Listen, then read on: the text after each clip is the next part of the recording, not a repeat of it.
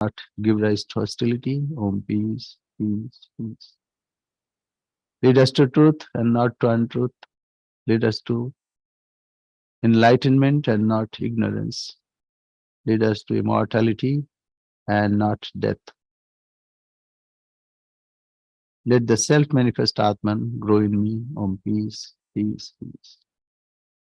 I bow to Govinda, whose nature is bliss supreme, who is the Sadguru, who can be known only from the import of all Vedanta, and who is beyond the reach of speech and mind.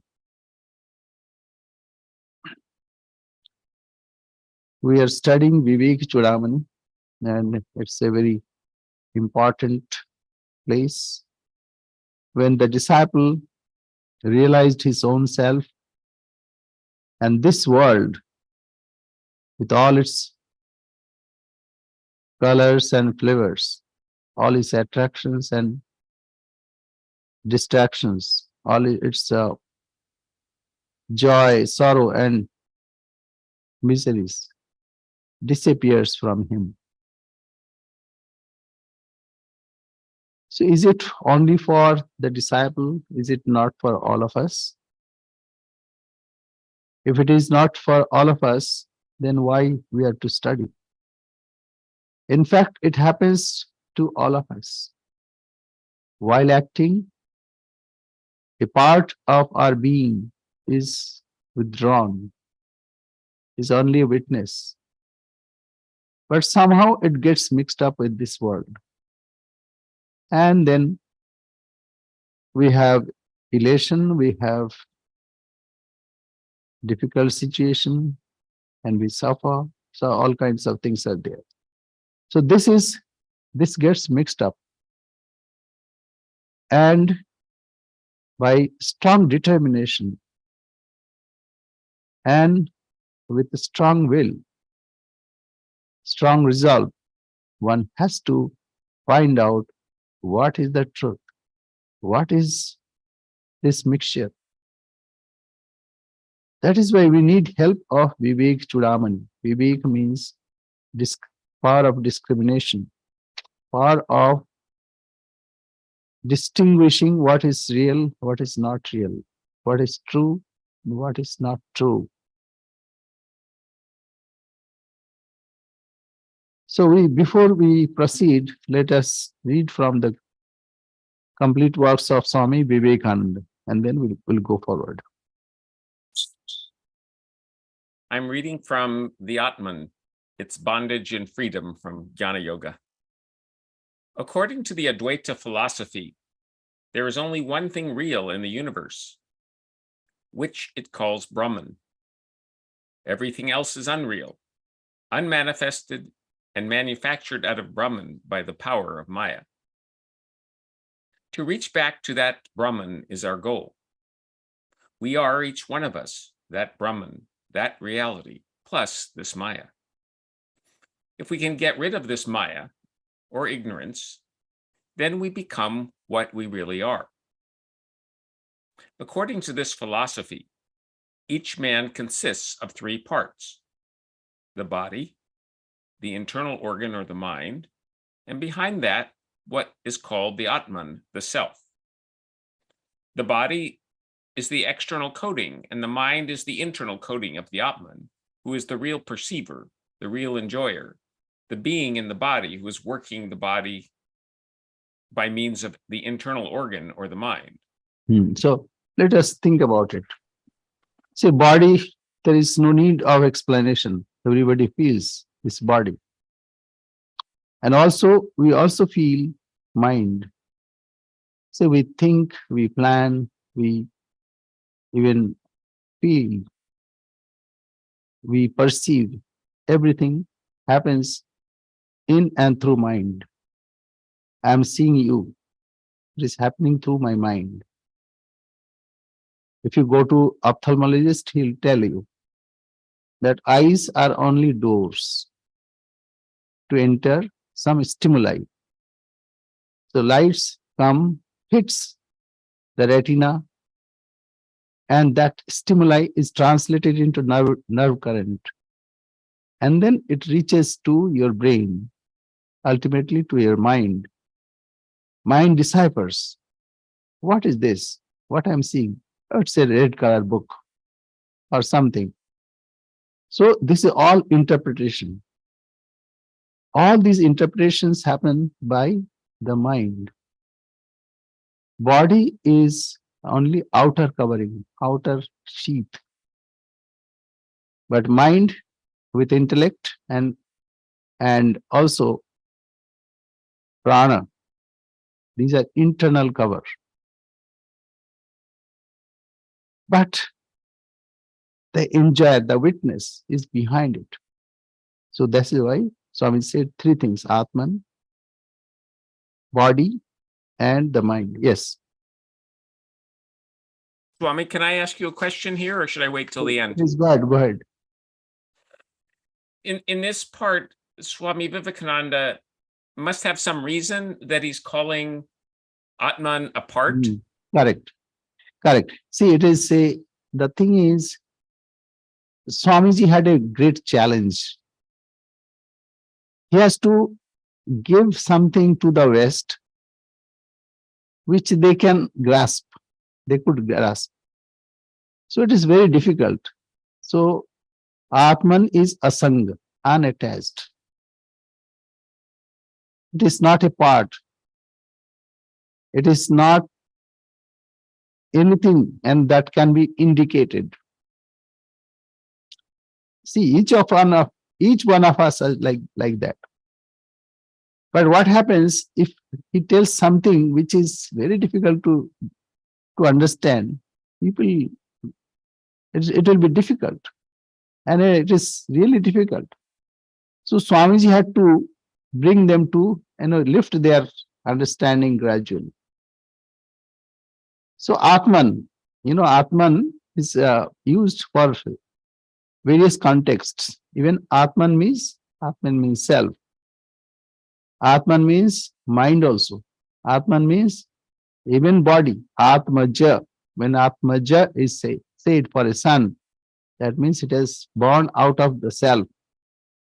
But nothing, from Puritan standpoint, Atman does not do anything. It is impossible for anything to be done by Atman. So the usage is there. So Swamiji took that help. So Atman is not part. But he said like this, roughly these are the three things. Body, we understand. Mind, we can just rationalize and we understand. But what's the third one?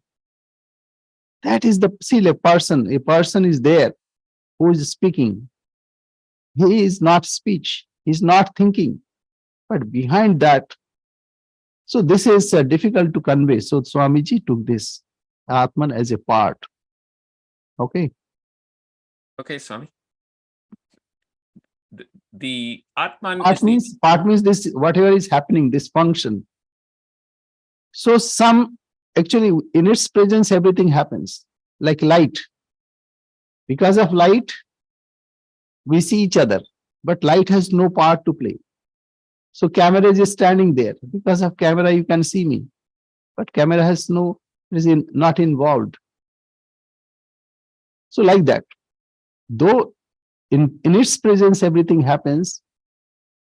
So you can say it is part of it, but actually it is not involved. That asanga, unattached, that idea will come. Yes, go ahead.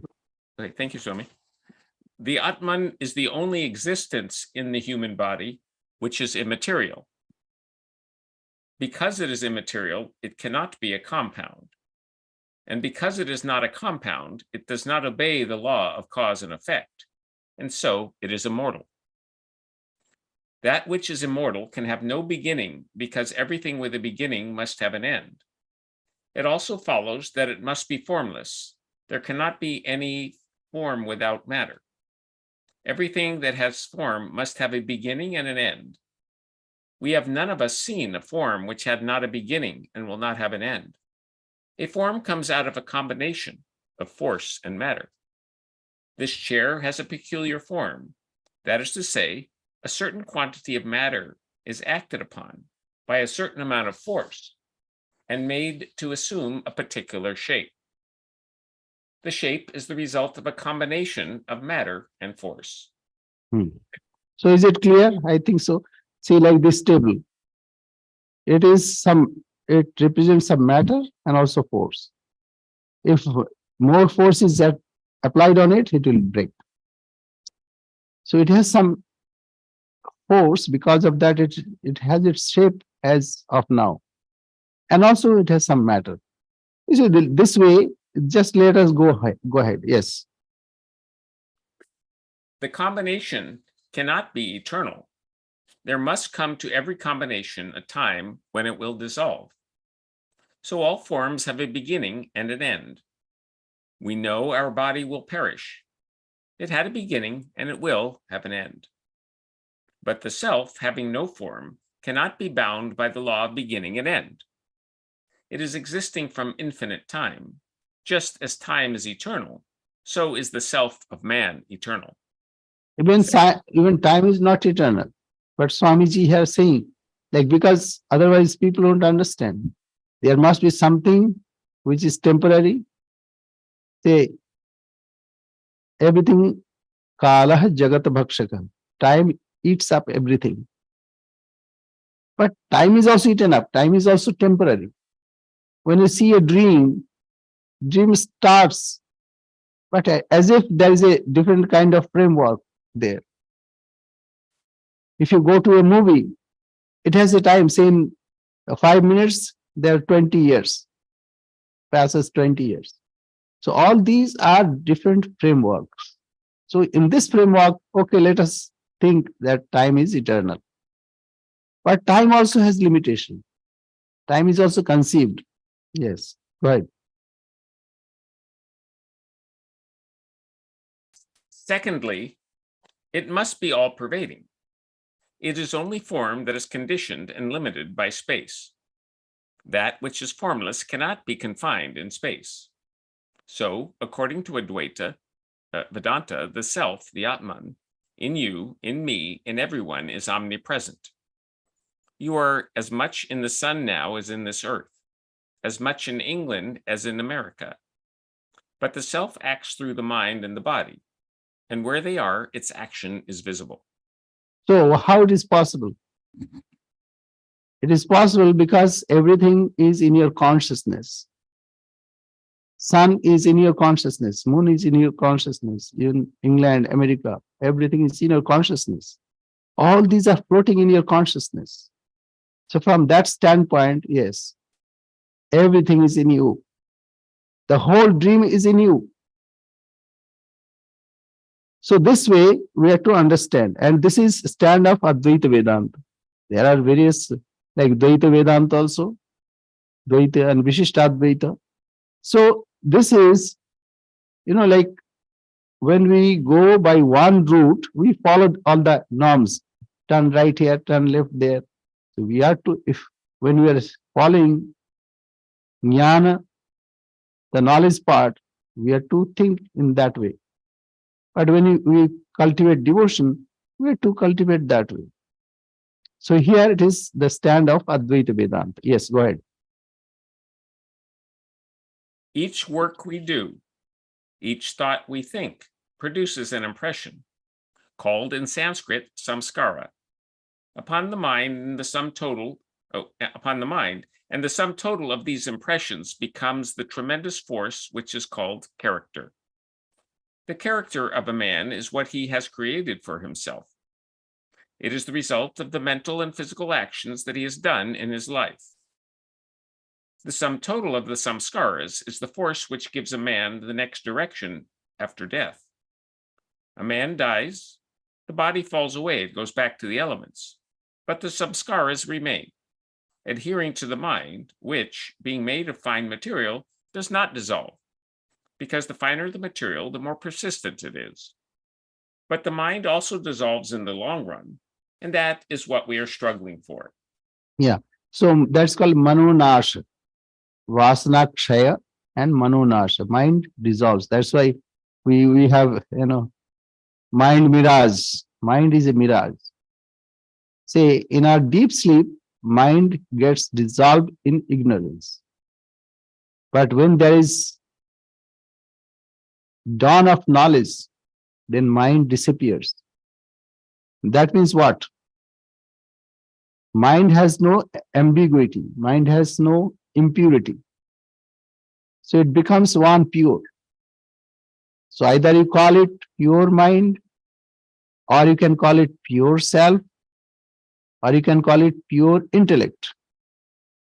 Sri Ramakrishna said, pure mind, pure intellect, pure self is one and the same thing. So mind, when it's play tricks, it shows something which is not there. But pure mind is not like that. So mind loses its mindness. Okay, go ahead. In this connection, the best illustration that comes to my mind is that of the whirlwind. Different currents of air coming from different directions meet, and at the meeting point become united and go on rotating. As they rotate, they form a body of dust, drawing in bits of paper, straw, etc. at one place, only to drop them and go on to another, and so go on rotating, raising and forming bodies out of the materials which are before them. Even so, the forces, called prana in Sanskrit, come together and form the body and the mind out of matter, and move on until the body falls down, when they raise other materials to make another body. And when this falls, another rises. And thus the process goes on. Yeah, see, you can see the eddies. When you look at a river, if there is a flow, you can see some eddies. So yeah, they are making one whirlpool. Then again, a little at little distance, again you'll find something like that. So like that, the self is on a journey. It takes the help of some matter, and with that force of character, it builds a body and lives there for certain time, and then goes on till he realizes its own self. Yes. Force cannot travel without matter. So when the body falls down, the mind stuff remains, prana in the form of samskaras acting on it. And then it goes on to another point, raises up another world from fresh materials, and begins another motion. And so it travels from place to place until the force is all spent, and then it falls down, ended. So when the mind will end, be broken to pieces entirely, without leaving any samskara, we shall be entirely free. And until that time, we are in bondage. Until then, the Atman is covered by the whirl of the mind, and imagines it is being taken from place to place. When the whirl falls down, the Atman finds that it is all pervading. It can go where it likes, is entirely free, and is able to manufacture any number of minds or bodies it likes. But until then, it can go only with the world. This freedom is the goal towards which we are all moving. Yeah. See, even Atman has no place to go. Though Swami just said that wherever it wants, it would go. Where is to go when there is only one self? Say, in your dream, the dream is in you. All the places are conceived in you. So where can you go? All the places are in you. So anyway, these are to take people with him. So this is what Swamiji said. So at least this way, this is a great way to read. Now we'll start from 500, because there was a question and it was very nicely discussed. Very nice. 500 says, Name dehena sambandha megheneva vihayasaha ataha kutah me tad dharma jagrat swapna sushuptayah. Simple translation is, now here deha. What is deha? Question and what is deha? Deha comes from dih. Dih ghai. That means lepana, besmearing or mold, or you can say fashion or plastering. So name dehena sambandha. So whatever comes on us, whatever taints as it were, I have no connection. Here it is body's translation, but whatever adjuncts that come on us, that is deha. As the sky has no connection with clouds, so how can the states of wakefulness, dream, and profound sleep, which are attributes of the body, affect me? So all these are conceived either in gross body or subtle body or causal body. Gross body we understand, subtle body we have explained that our thinking, our perception all happens in and through subtle body. And causal body is called Linga Sharira, or the sign where we identify ourselves. It is me, me. And because of that Linga Sharira, that this manifests. Say you are in deep sleep, you come out of it because of this. That is why it is causal body. And then you identify yourself, oh, this is me. So this is called it, all these happens because of deha. Deha means the adjunct. So next we go, upadhi rayati. Now he explains that upadhi rayati sayeva gacchati. What about upadhi? Upadhi means the adjunct that comes, that also goes away. Say this body idea, like I go for treatment for eyes, and eyes are very sensitive. But what they do, they inject in this. How? So they put some local anesthesia, then they can do easily. So that means this idea of body, the identification with this body is also temporary. That can be severed. So this identification of body is temporary. That's why it is called upadhi. Upadhi, like somebody has got PhD. There's no bearing on the person, but he has some vanity that I am a PhD holder. So that happens. Or somebody has some money. So these are called upadhis. Upadhi means where there is no direct connection with the person. It's like kakavantam griham. Somebody asked, where is Mr. Thomas's house? He said, that crow is flying just below that. But it has no connection with crow. Crow flies away. But it gives some indication, some notion. So that is what called upadhi. So upadhi rayati saeva gacchati. Upadhi comes and goes away. So body idea comes and goes away. Mind idea comes and goes away. Saeva karmani karoti bhungte. Saeva jirnan niyate sadaham.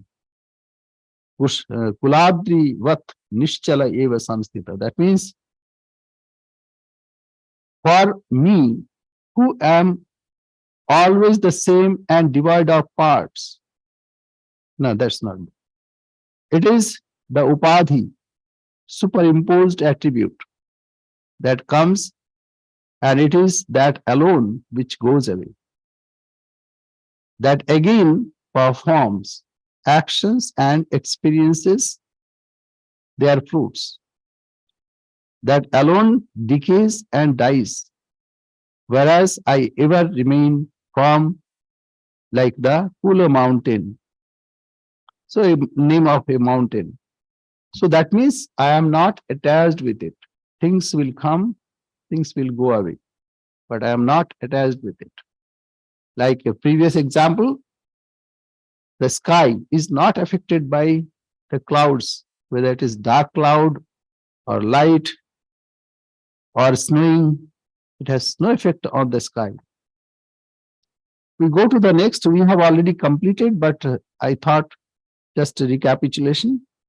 Punyani papani nirindriyasya nishchetaso nirvikrite nirakrite kuto mama akhanda sukhanubhute brute hi ananvagata mityati shrutihi.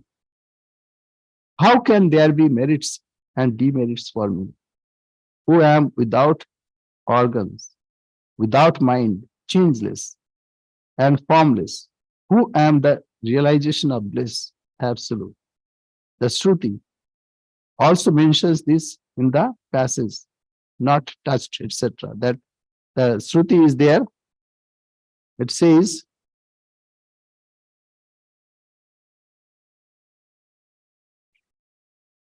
na anvagata, ananvagatam. Ananvagatam is na anvagatam punyena ananvagatam papin. So this is like self is not attached with anything. Papa, punya. And I have no pravritti, I have no nivritti. That means for anything, that self, this is the standpoint of a realized person. It's not for ordinary people. Ordinary people are now groping in darkness. So this is the state of realization. When one realizes oneself that I am not all these are temporary and these come and go away. So he says, Name pravritti, for me, who am always the same and devoid of parts, there is neither engaging in work nor cessation from it. How can that which is one, concentrated, without break, and infinite like the sky, ever strive? And there is no merit, demerit.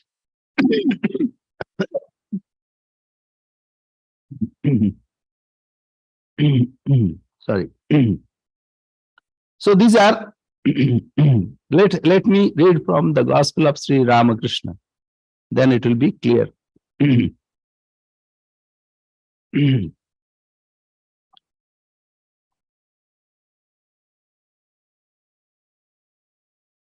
So a Vaishnava devotee.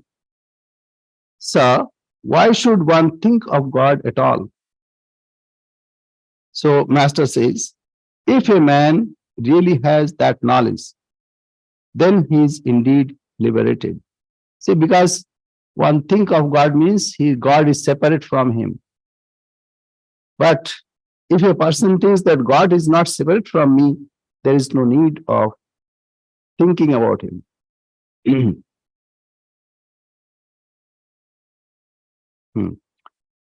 Not all, by any means, believe in God.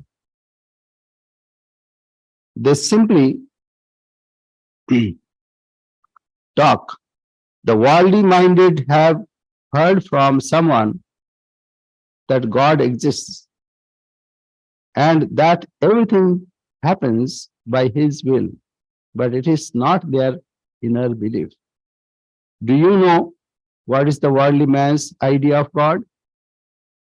It is like the children swearing by God when they quarrel. They have heard the word while listening to their elderly aunts quarreling. Is it possible for all to comprehend God? God has created the good and the bad, the devoted and the pious, the faithful and skeptical. Now here, everything is created by God. So is it contradiction? It is not contradiction. Actually, God, let us, Sri Ramakrishna would say, let us go forward. Is it possible for all to comprehend God? God has created the good and the bad, the devoted and the impious, the faithful and skeptical. The wonders that we see all exist in His creation. In one place, there is more manifestation of His power, and in another, less. The sun's light is better reflected by water than by earth, and is still better by mirror. Again, there are different levels among the devotees of God: superior, mediocre, and inferior. All this has been prescribed in the Gita.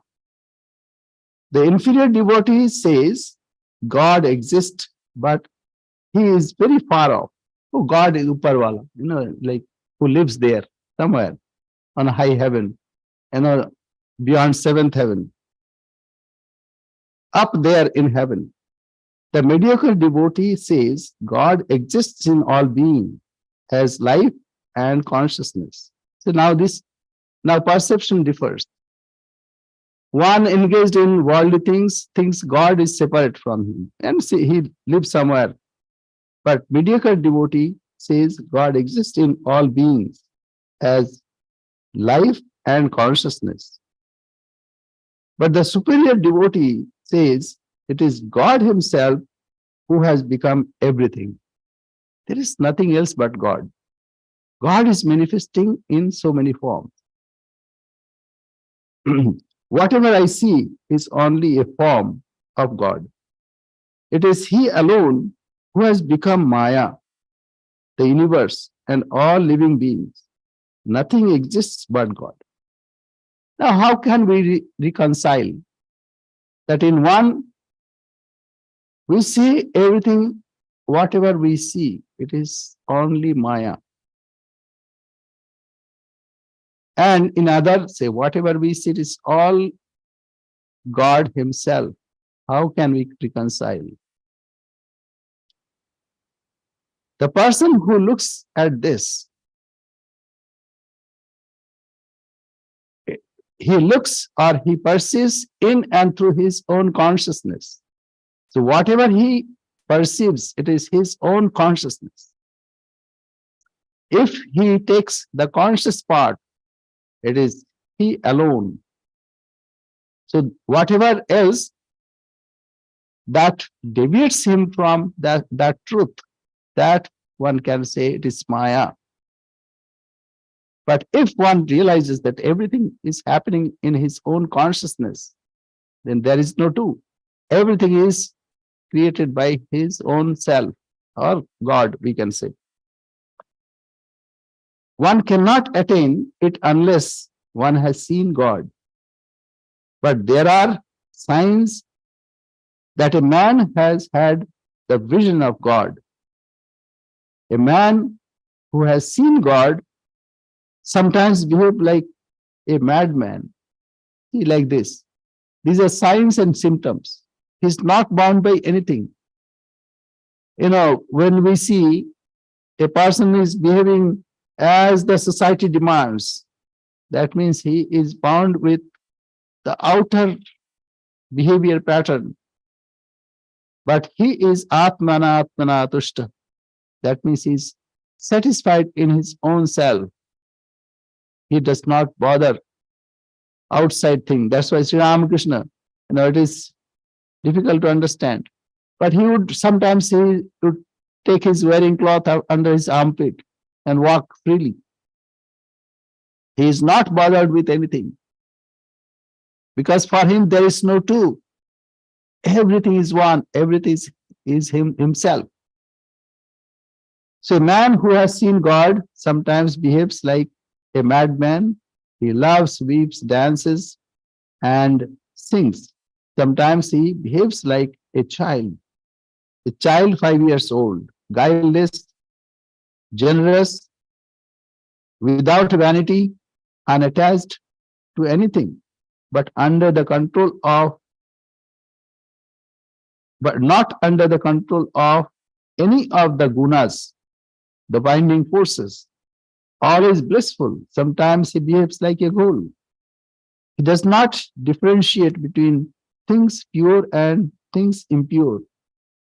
He sees no difference between things clean and things unclean. And sometimes he is like an inert thing, staring vacantly.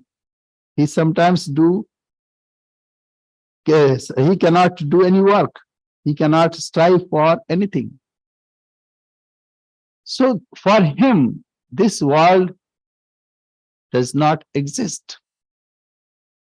That is why he is not bothered about following the behavior pattern of this world. So this is uh, not ordinary. The person who has realized his own self, only he can feel that way. The feeling of thee and thine is the outcome of knowledge. I and mine comes from ignorance. Knowledge makes me feel, O God, thou art the doer. I am thy instrument. O God, to thee belongs all body, mind, house, family, living beings, and the universe. All these are thine.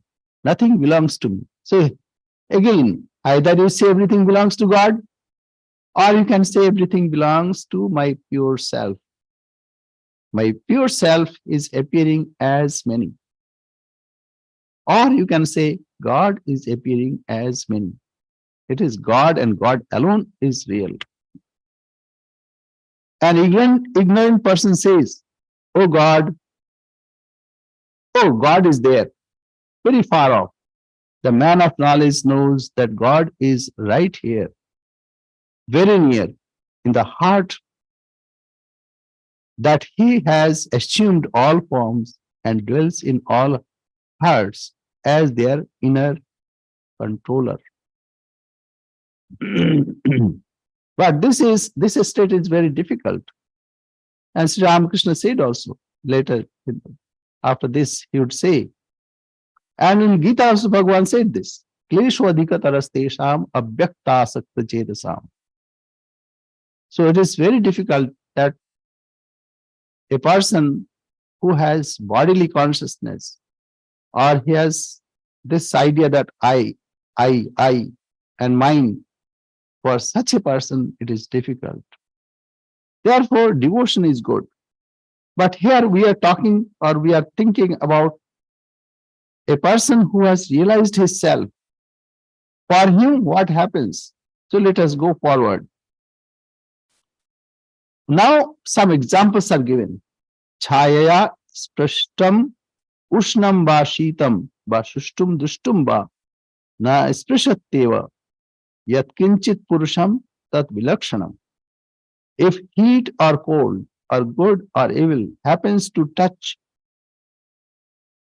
the shadow of a man's body, it affects not in the least the man himself, who is distinct from the shadow.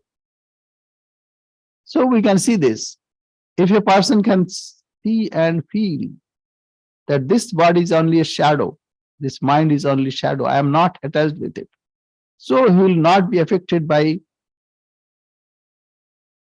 the things that is happening in the body or mind. He is beyond all such perceptions. Na shakshinam shakshya dharma sprishanti vilakshanam avikaram udasinam griha dharma pradeepavat. Now he gives another example, like light. This light is not affected by any quality of this house. It is shining. By its shine, it exists. Similarly, the self is shining. In that shine, something may be wrong, or something, something is not palatable, something is not happy, or something is very good. So it is not affected by that. The properties of things observed do not affect the witness, which is distinct from them, changeless and indifferent, as the properties of a room do not affect the lamp that illumines it. Like sun, we can see. In the next, I think, next example will be sun. Sun is not affected by the works that is being done in its presence. As the sun is mere witness of men's actions, as fire burns everything without distinction, that means pure, impure, whatever comes, fire burns. It does not discriminate. And as the rope is related to a thing superimposed on it. So, like there is something lying, a rope, and somebody saw, oh, there is a snake, or somebody saw there is a watermark, or somebody thought that is somebody has thrown a garland. So all these are not affected, or it will, all these will not affect the rope. Similarly, as the sun is a mere witness of men's actions, as fire burns everything without distinction, and as the rope is related to a thing superimposed on it, so am I, the unchangeable self, the intelligence, absolute. So I am not affected by anything. If this person, the shishya, the disciple, he realizes that I am not affected by all these things. Now, for us, it is not, we don't see that way. We say, like, we are hungry, we are suffering because of some disease or some old age, or maybe so many other things. So, what is this? In Bhagavad Gita, Bhagavan says there are two things. One is kshetra and kshetragya.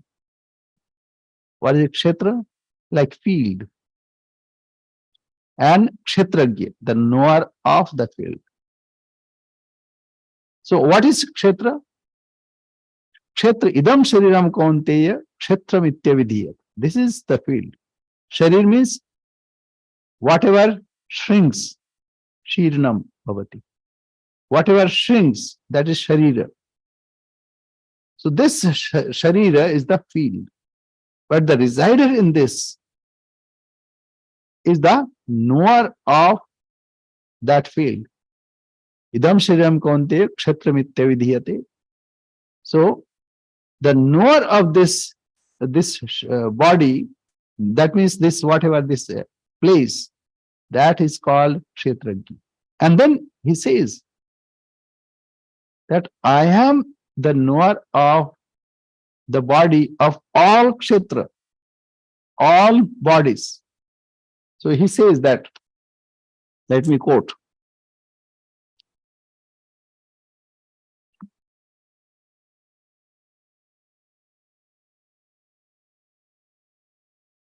So idam shariram kaunteya kshetram ityavidhiyate etat yo vetti tat prahu kshetragyam iti tadvidah. What he says, this body, O son of Kunti, is called kshetra, the field. And he who knows it is called kshetragya. By those who know of them, that is the kshetragya. Now, kshetragyam chapi mam vidhi sarva kshetreshu bharata. And know for certain that I am the resider of all fields. So God alone is resider of all fields. Bodies are temporary. So kshetra, what it says, me do thou also know, O descendant of Bharata, to be the kshetragya in all kshetras, in all fields. Now what is this body? Tat kshetra yatcha yadrikcha. So that is kshetra, whatever is seen. yatcha yadrikcha, and yat vikari, and it deteriorates. So, what the kshetra is, what its properties are, what its modifications are, what effects arise from what causes, and also who is and what his powers are, that hear from me. So, what is that? He says, what are those? These five elements and five sense of perception and five organs of action and ichha, dvesha, sukham, dukkham, desire, aversion, then happiness, misery. All these are the sanghatas chetanadhriti. And when it comes in contact with consciousness, then it illumines like the light is shining. When light shines, that all the functions happen. In absence of light, nothing happens. Like these impulses are going to individual computers. When there is power, then only it happens. When there is this power, then only it happens. So it is like that.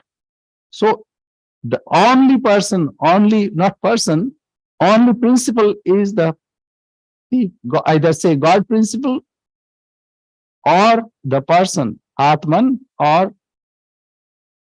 Ishwar. In presence of him, he becomes so many avenues and he manifests, but at the same time, he is not attached with anything. So we'll go forward.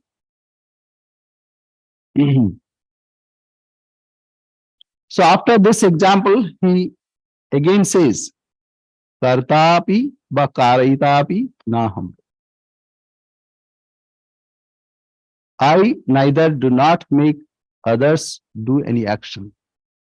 And in Bhagavad Gita also Bhagavan says, Na kartritam, na karmani, lokasya srijati prabhu. Even I do not create any action. And I am not inducer of action also. So here he says, I neither do nor makes others do any action. I neither enjoy nor not, nor make others enjoy. I neither see nor make others see. I am the self-effulgent, transcendent Atman. So Bhagavan says what he says? Na kartritvam, na karmani, lokasya srijati prabhu. Na karma phal sanyugam. Even I do not give the fruit of action. Then how it happens? Swabhavastu pravartate. It is like a natural flow. It happens. Swabhavastu pravartate. Then ajnaninabritam jnanam tena muichanti jantava. Only it is because of ignorance the being they suffer. They think it is like this. When we are in dream, we suffer. We sometimes, next day there is an examination, so we have to get ready, but somehow the train gets delayed, and then we run, and we are, or maybe some animal was chasing, all kinds of things happen. And then all of a sudden you are awake. Then nothing has had happened. So similarly, ajnanena abritam jnanam. It's because of ignorance that one is deluded, that he thinks that I am doing, he thinks that I am inducing someone to do. So all these happens because of ignorance. But this person has gone beyond the ignorance. And therefore, he knows that I neither do nor make others do any action. I neither enjoy nor make others enjoy. I neither see nor make others see. I am that self-effulgent, transcendent Atman. Even, yes, from that standpoint, there is no teacher, there is no student, there is no class, there is nothing. These are because we are in ignorance, we feel like that. So even Thakur also said, Sri Ramakrishna also said, I missed that place. He says that in that state there is no two. Even,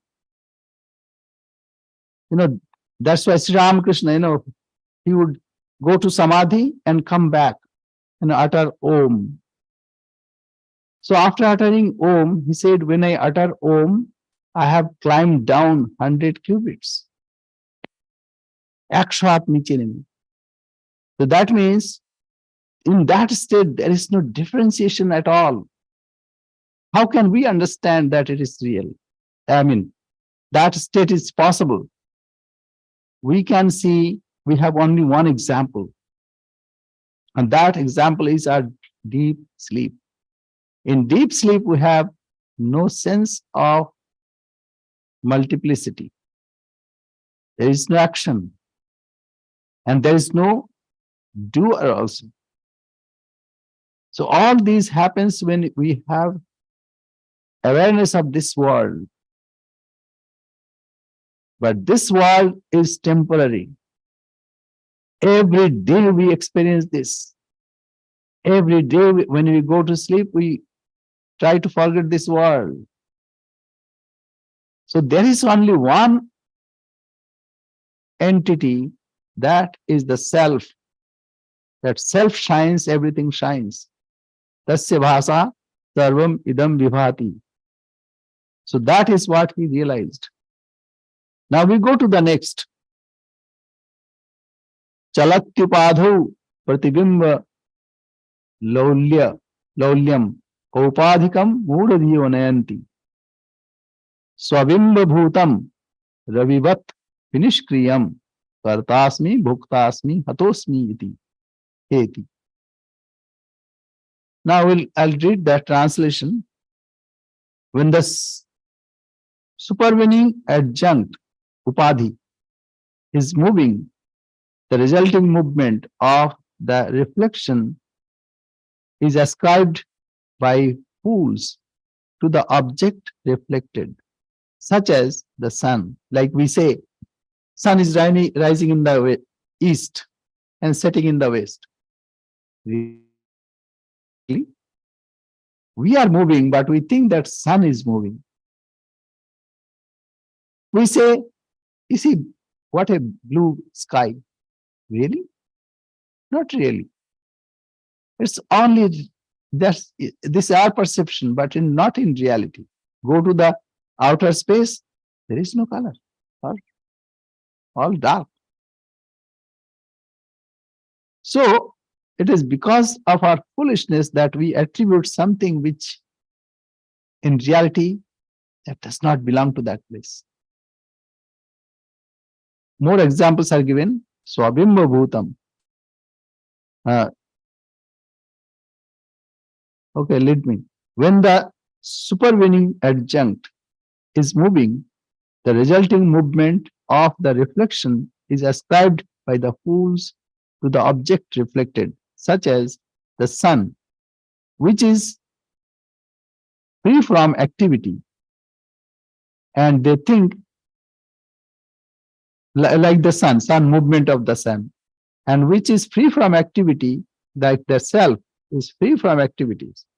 But they think that I am doing.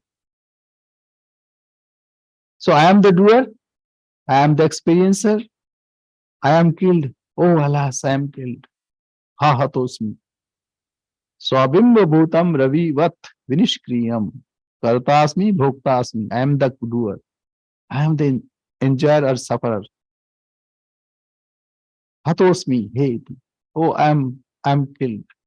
But actually nobody can touch you. You are immortal. Like somebody told me when I said the self does not die. He said, Swamiji, what are you saying? I was drowned. I almost died. I said, there, that's it. You experience that you are dying, but you cannot die. So this happens. Does it mean that this body will be existing forever? No, not at all. This body will crumble as the eddies, as the whirlpools. As just now we have heard from Swamiji, that when some force come and matter is collected, so a body will be formed. Say before taking birth, say before coming here, you were somewhere else. You came here. And after this is over, you'll go somewhere else. Similarly, before birth, you were somewhere else. You enter in that womb and you take birth. That means you take the body, the identification with body, and this identification lingers for some time. And then this identification also goes away. But you are indestructible. So that is what being said. Now we go to the next. Jale vapi sthale vapi lutattesha jadatmakah naham bilippe tad dharme arghate dharmir nabho yatha. Let this inert body drop down in water or on land. I am not touched by its properties, like the sky by the properties of the jar. That means when a jar is broken, space has no effect on it.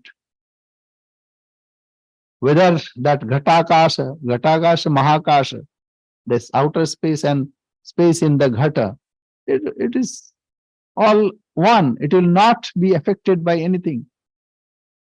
Similarly, this body may go in good place or bad place. It does not matter. That's why Kabir, it was told that those who die in Varanasi will be released, will be mukta, will be free, because Shiva comes and gives Tarak Brahmanam. And Sri Ramakrishna also witnessed that. Then Kabir asked, what happens if he dies the other side of Ganga? Oh, he'll become a donkey. Oh, let me go there, die there. And he died there. To prove that for a knower of self, it does not affect him. He is beyond all such relative understanding. So jalevapi sthalevapi lutattesha jadatmaka. So whether this body goes in water or in land,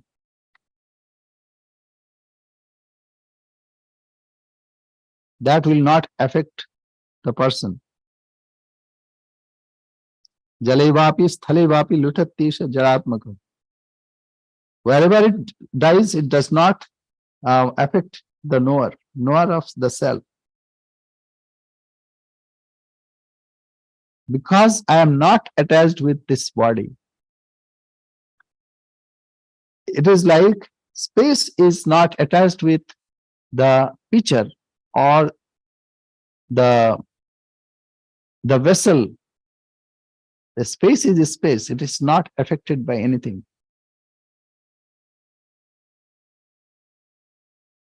So we'll stop here because time is up. Any question? I had a question. Okay, go ahead. How can we remember God when we are ill? When we have? When we are ill. What is that? Or sick.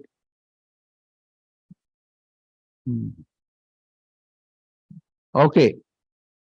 So suppose you have toothache, as Sri Ramakrishna said. So what happens? You do everything, but you have toothache, or say maybe like backache. So all the behavior pattern goes on, but still you know that it is aching. Your back is paining, or your tooth is aching. It is like that. Okay, remembering God here, remembering God is bhakti yoga, but here you are untouched by even when you are sick. Sick belongs to your body, sickness, and also your mind, but not you. So this um, the jnani, the knower of self, is very independent. It does not blame anyone. He takes the whole responsibility on his own shoulder. He says, I am the self. Even this body may crumble, body may be affected by disease, but I'm not touched by these. Say like Sri Ramakrishna. Let let let let us take the example of Sri Ramakrishna. So this is very famous. Hari Maharaj, Swami Turiyananji went to see Sri Ramakrishna. So as soon as he entered, he said, "Oh no, I'm suffering from cancer. Here it is so painful and this and that." So Hari Maharaj observed him and said that you are saying, but I'm looking at you that you are enjoying. So Sri Ramakrishna apparently was suffering from cancer. But within him, he knew that cancer is only in the body, it cannot touch me. So that happens. So when you have that state of realization, then nothing can touch you. As of now, we are sadhakas. We have to think of God. We have to think God.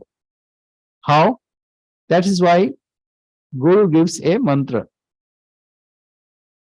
What you do, you recite it. Whatever situation you are in your good days, bad days, and in all situations. So gradually what happens? You surrender yourself to God. Whatever you surrender, then gradually even devotees also merge in God. So there is no outer experience that, oh, body is suffering. No. Because he is so merged in God that even suffering he'll forget. See, Chaitanya Mahaprabhu. Chaitanya Mahaprabhu was similar. Yamuna, immediately he saw the ocean. He thought it is Yamuna. Then he plunged in it without caring that body will go. And that happened. So that is a state when a devotee totally merges in God. To attain that, you have to go on repeating the name of Lord. So ultimately, both will meet the same consequence, means no identification with body and mind. So as of now, yes, you have to follow the instruction. Even if you are sick, whatever you can do, that's fine. Gurus say this way. At the time of sannyasa, we are supposed to fast. So he would say like this: if you can fast without taking water, but suppose you cannot, take water, no problem. Take some sarvat. But if you feel weak, then you can take some prasad. Suppose that's not enough, then you can take a little food. If that's not possible, you eat fully. So don't worry. So the idea is we are to cross the ocean of this world, and it will not happen all of a sudden. We have to go a long way. On the way, and since this is our beginning, therefore, whatever we do, it is okay. So even if you are sick, try to remember God. If you forget, does not matter, don't worry. Then try again. Right? Thank you. We have too long way to go, so it's not a problem. But this is what we are studying, is a person who has realized the self. For him, all becomes like a picture. Sri Ramakrishna, when he is to go to in Samadhi, then he would look like everything like picture. So it is like that. So it is for the realized person, but it is good to know what happens to such a person who has realized. Okay, we see our prayer. Om Purnamada Purnamidam Purnat Purnamudachyate Purnasya Purnamadaya Purnamivavashishyate. Om Shanti Shanti Shanti. Harihi Om Tatsat. Sri Ramakrishna Arpanamastu. There is one way, even, like one can practice this, like inhaling, one can repeat the name of God, and exhaling, again repeat the name of God. This way, if one practices, then a person can repeat the mantra while sleeping also. Because that happens, that this is a habit, and it is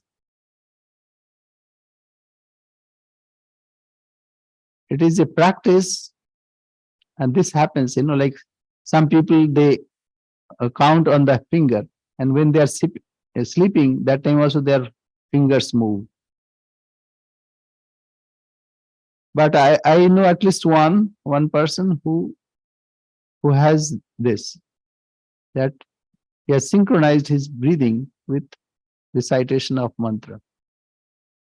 So this is possible. Even I tried and it happened, but then it was discontinued. But anyway, this is possible. That I am sure about it. So if you can synchronize with your breathing, it is possible. Then wherever you are, in whatever condition, even in sleep also, you can recite the mantra.